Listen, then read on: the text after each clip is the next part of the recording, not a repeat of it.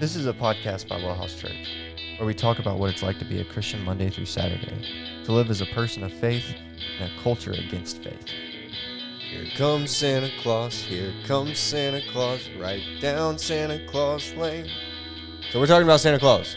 Let's talk about it. Let's talk about Santa Claus.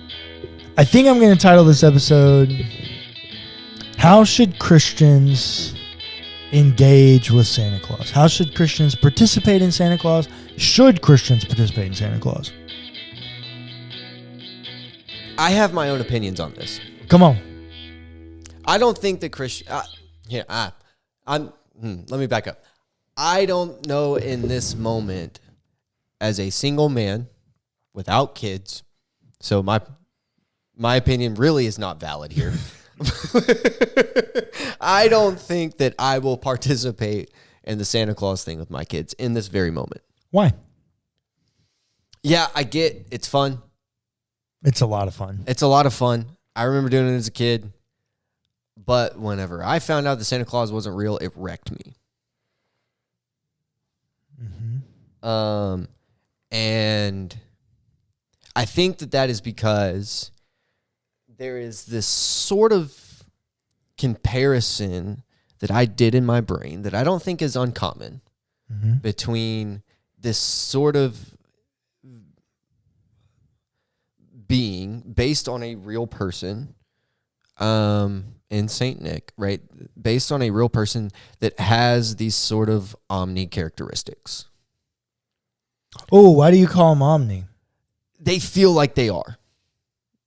He knows when you're sleeping. He knows when you've been bad or good. He seems to know everything. He seems to know everything. He seems to be able to get all over the world in one night. And also have all of the perfect gifts for all of the children all over the world. Tell me that this is not omni characteristics. So there are some omnis, but they're not all. It feels very godlike in nature. It does. The only one I would push back on is there's nothing about the Santa Claus lore that communicates omnipotence. Fair enough. But somehow he is able to do all of these things that are very godlike. Yes, very godlike, yes. And whenever I found out that Santa Claus was not real, my parents had told me my entire little life that Santa Claus was real. And now all of a sudden I have to ask the question, well, what about this Jesus character?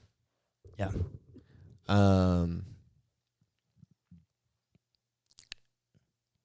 And that wrecked my little brain.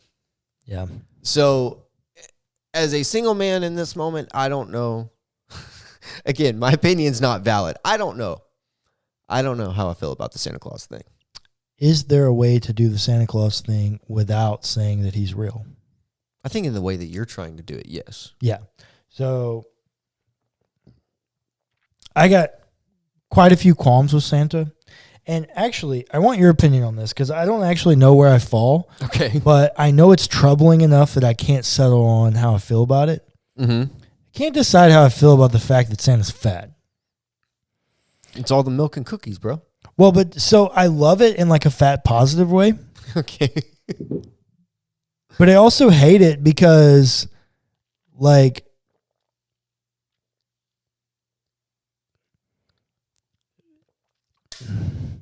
a bowl full of jelly, right? like there are really crude ways that we talk about Santa's weight.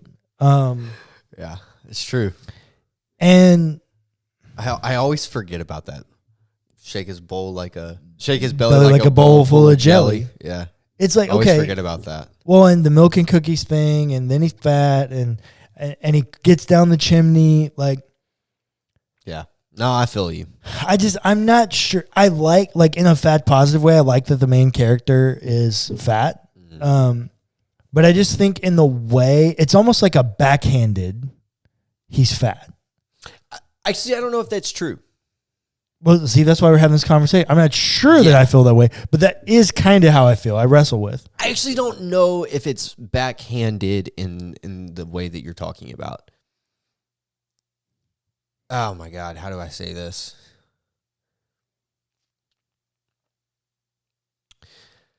I wonder if it brings a level of comfort.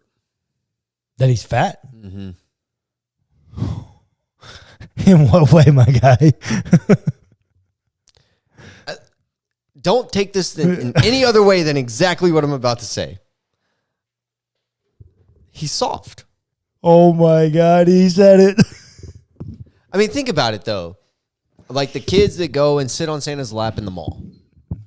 Which also, not totally sure I'm sure with that tradition, but okay. I'm not sure I'm here for it. Yeah. But think about handing your child off to this big, bulky, like just ripped dude. Meathead. Just freaking massive and like think about handing your kid off to Brock Lesnar. Like, yeah. You know, like it doesn't. He's definitely more approachable this way. He's much more approachable this way. And I think that's what the fat Santa thing is trying to bring about. Is just comforting and approachable. It's like the dad bod thing. Yeah, I need to I need to think and process some more to try to gather my thoughts on how I actually feel about this. I still feel like it's slightly troubling in my mind, just because I can't seem to settle.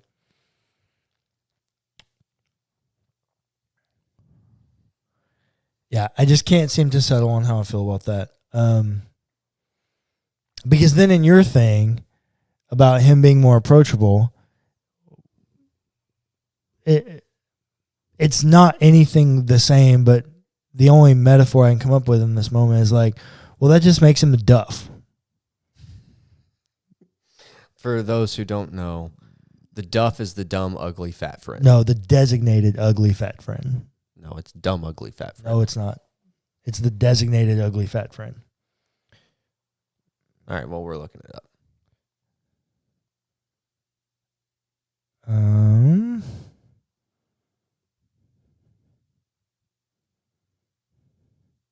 Designated ugly fat friend.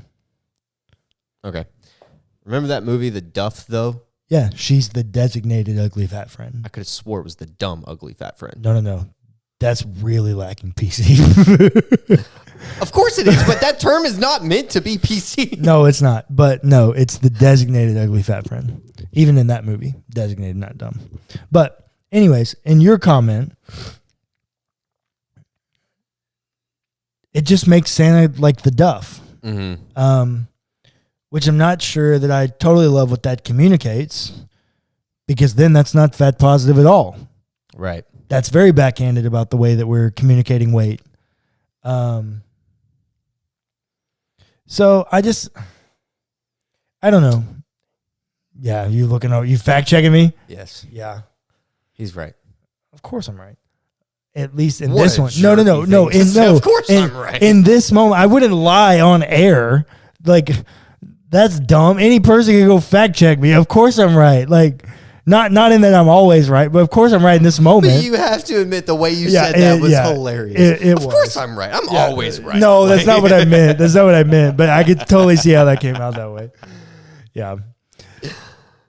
So that's one of my qualms with the Santa thing. I have a major issue, like catastrophic issue, with two other elements of Santa. Number one, the fact that we tell little kids that he's real, and then expect that they're not going to think we're the little boy who cried wolf. Right. When we tell them that Jesus is also a character that they can't see, but it's also real. Right. But then when Santa finds out, they find out Santa and the Tooth Fairy and the Easter Bunny. All those things. Are there any more? I keep using those three. Are there any more? Santa, Tooth Fairy, Easter Bunny. Not that I can think of. At least not in like our Not in, yeah. neck of the woods. Because even like the Belgians, they have their own version of Santa. I can't remember what they call him right now, but like they have their own version of Santa. Okay. It's different, and the lore behind him is different. Yeah. Yeah. So for me,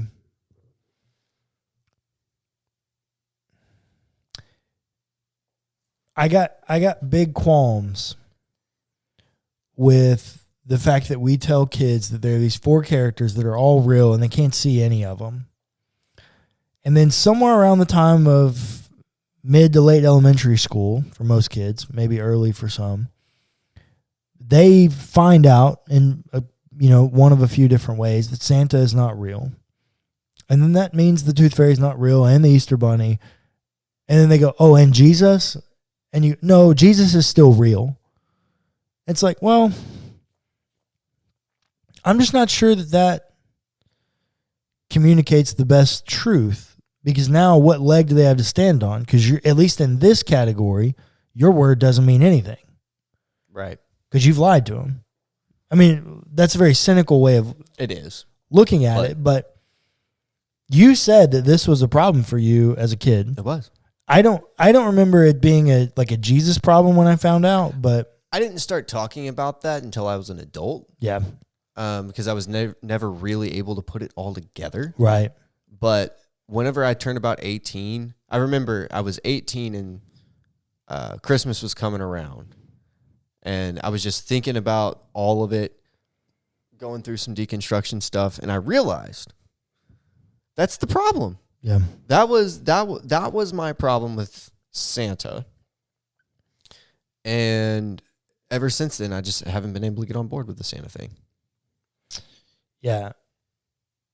My other big issue with Santa is the more and more I've thought about it through Advent, the more and more I see parallels between Santa and God in the way that they're communicated. And unfortunately, I think the concept of Santa's idea of a congruent gift Right. has migrated and borderline in some traditions overtaken the idea of the incongruent gift in Christianity. Right. So if you don't follow any of our other podcasts, my story series this Advent is called The Gift. And in it, I'm talking about the idea of an incongruent gift and a congruent gift. And the fact that the gospel, the gift of Jesus, the gift of grace, is an incongruent gift. Mm-hmm. It's something that we did not earn. It is ill-fitting. Ill-fitting. Yeah, that was it. That was the way that Webster defined it. Ill-fitting. It doesn't match. Something feels out of place here. The amount of grace that we are given is something that we have not earned. Correct. And so I've been talking about this idea of congruent and incongruent gifts. And what I realized is, well, actually, Santa is an entirely congruent gift-giving metaphor. Mm-hmm. And Jesus is an entirely incongruent gift-giving metaphor. In that, for Jesus, we have done nothing to earn this grace. And in the Santa narrative, you have to be good, right? Like, you be good to get your presents. And that is something that parents use year-round to brainwash their children into being good. Yeah. Well, and the fact that then we rip the rug out from underneath them, it's borderline gaslighting. Mm-hmm. Yeah. I'm just not sure that it's the most helpful of metaphors. The other thing is, once again, just from a connection between Santa and God, it's a fear-based system. It is a fear-based system. Oh, for sure. Because it's actually like I have to be nice so that I don't end up on the naughty list. Right. Like, it's a fear-based. You're doing something so that you don't reap the consequences of not doing the thing that's happening. Right. That's a fear-based system, which is not a helpful system in any form. Right? Like, I will never forget, like,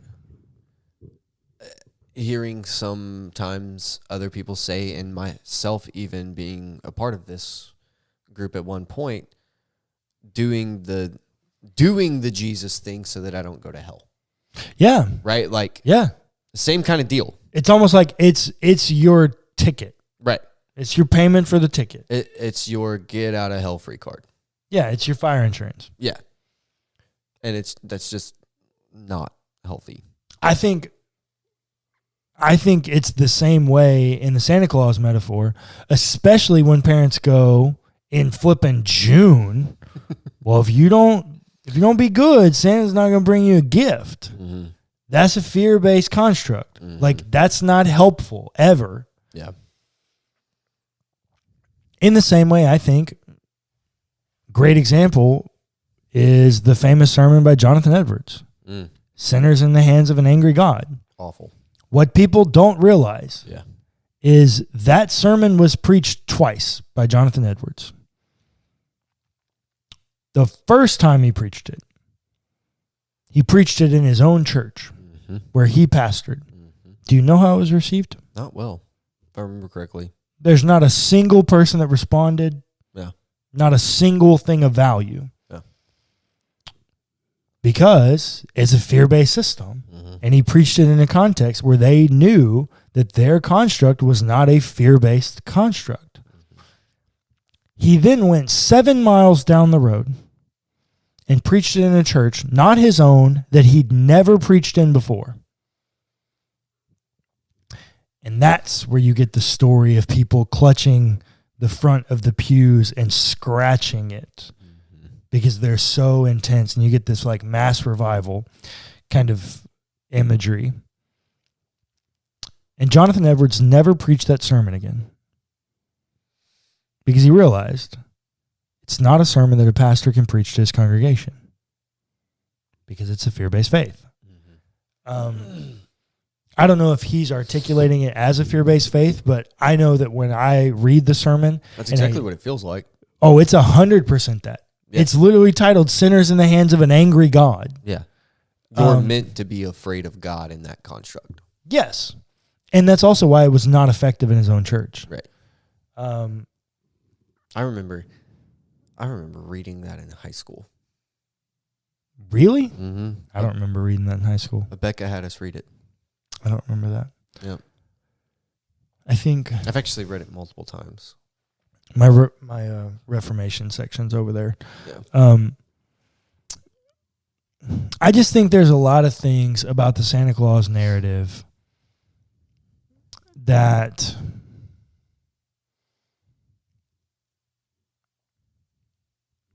are quite problematic, or can be, and set you up for potential failure with kids. And this is somebody who has 2 kids and is going through divorce and thinking about how to, and kind of deconstructing some more fundamentalism that I hadn't in the past, and just thinking through all of it and trying to think about new traditions and all the things, trying to pave my own way in these moments. I just think there's a lot of it that's unhelpful. But I will also say it's really fun. My kids love it. And there's a lot of great truths that come from it. I mean, it stems, we're going to talk about it next week, it stems from St. Nicholas, an actual saint, early church, who was the embodiment of generosity. That I can get on board with. Mm-hmm. That's the message of the gospel. Yeah. That's the reciprocity of the gift. Yeah. That I can do all of that. Yep. Also, if you have not, on Netflix, watched the movie Claus. Klaus. It's an animated film. Watched it with the kids the other night. They loved it. It tells the origin of Santa Claus. Fantastic film. 100%. I would recommend that. That's the way we should be thinking about Santa Claus. As the embodiment of generosity out of the own goodness of his heart. That's what St. Nicholas stood for. Mm-hmm. That's what the message of the gospel is. Mm-hmm. God, out of the goodness of his own heart, being a God of restoration, made a way for restoration and generosity, which came through the medium of the gift of grace. Mm-hmm. Santa Claus is fun. There's a lot of good things that can come from Santa Claus. So to answer the question, should Christians participate in Santa Claus? 1,000% yes, in my book. I think it's fun. I've got great memories as a kid of Santa Claus and Santa Claus related things. We did all the milk and cookie things. I remember waking up thinking it was the coolest thing that a little bit of the milk had been drank and there was a bite out of the cookie. Or the cookie was gone or whatever. One year, I think Mom had found some way, maybe Dad collected or something, but there was reindeer poop in our front yard. Oh, I do remember that. I don't know how they pulled that off, but because we also grew up in a house that didn't have a fireplace in it. Yeah, we had a Santa key. Oh, we did have a Santa key. I remember the Santa key that we would hang out on the doorknob. On the doorknob. Yep. And as the lore would go, yep, you would pick up the key and it would magically turn into a key that fits our luck. Yep. But only him. Only him. It was only Santa that only could do Santa that had that power. Yeah. Which if he has that power, why can't he just open the door? That's less fun. See, there are ways to make Santa fun. And there are ways, I think, to resolve some of these issues, which is going to be next week's episode. But for now, does Santa have a lot of problems? Absolutely. Santa got a lot of problems with the truths that it's actually communicating.